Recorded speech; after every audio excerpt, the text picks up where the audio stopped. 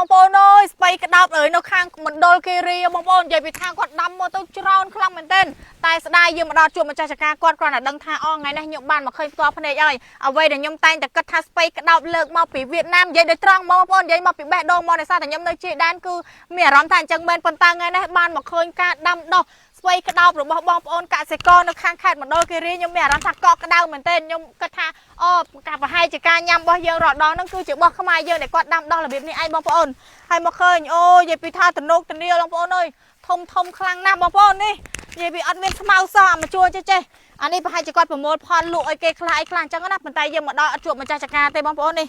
អូនិយាយពីអូយបងប្អូនអើយ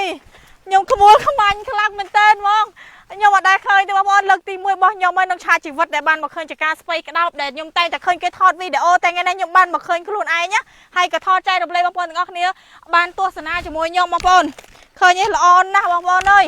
ល្អមែនទែនហាក់បីដូចជាជ័រដែលយើងមើលពីចង្ងាយមកដូចជាស្បៃជ័រគេតាំងមកអញ្ចឹងបងប្អូនជាធម្មតាយើងឃើញបន្លែស្បៃក្តោបដាំដុះរបៀបនេះច្រើននៅបរទេសអីចឹងណាវាឃើញក្នុងវីដេអូអីចឹងទៅ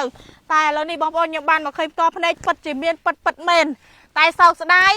អត់មានឃើញម្ចាស់ចការប្រហែលភាគច្រើននៅដាំតាមភ្នំជើងភ្នំអីចេះបងប្អូនភាគច្រើនតែជាបងប្អូនជនជាតិដើមភាគតិចពូនងដែលគាត់តែងតែដាំដុះរបៀបនេះហើយយកទៅលក់នៅតាមផ្សារតាមអីចឹងទៅបងប្អូនអូល្អណាស់នេះប្រហែលជាអត់តន់ដល់ថ្ងៃគាត់ប្រមូលផលទេព្រោះអីឃើញអត់តន់មានដកអីច្រើនហ្មងបងប្អូនអូច្រើនណាស់និយាយទៅចង់ដល់ជើងភ្នំហ្នឹងគាត់ដាំអូមិនដឹងថាខាងណាគេប្រមូលផលអីខ្ញុំសង្កេតឃើញថាដីដែលគេដាំស្បៃប្រភេទស្បៃក្តោបហ្នឹងគឺដីហ្នឹងវាខ្មៅបងប្អូនហាក់បីដូចជាដីជីល្អណាស់ជាធម្មតានៅខាងនេះគឺដីក្រហម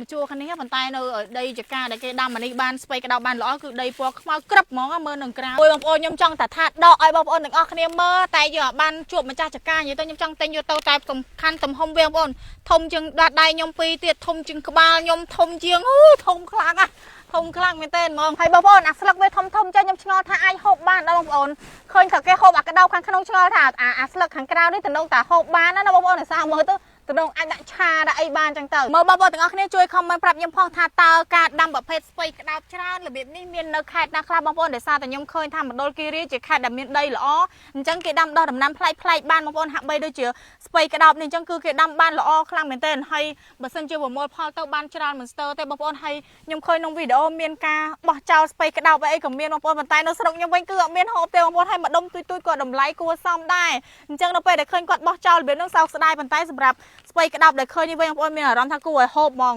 តែសោកស្ដាយយើងបានឃើញមិនសូម្បីតែប្រភេទស្បៃរបៀបនេះក៏មានដែរហើយខ្ញុំគិតថាវាជាស្បៃក្តោបបងប្អូនអាចវាអត់សូវល្អអីចឹងណាព្រោះអីមើលអត់ដឹងថាជាស្បៃអីគេដែរព្រោះគាត់ដាំផ្សេងប៉ុន្តែមើលទៅដូចស្អីស៊ីចឹងបងប្អូនអត់សូវល្អប្រហែលទេអាចថាគាត់ប្រើធម្មជាតិសុទ្ធអញ្ចឹងទៅវាមានសត្វមានអីស៊ី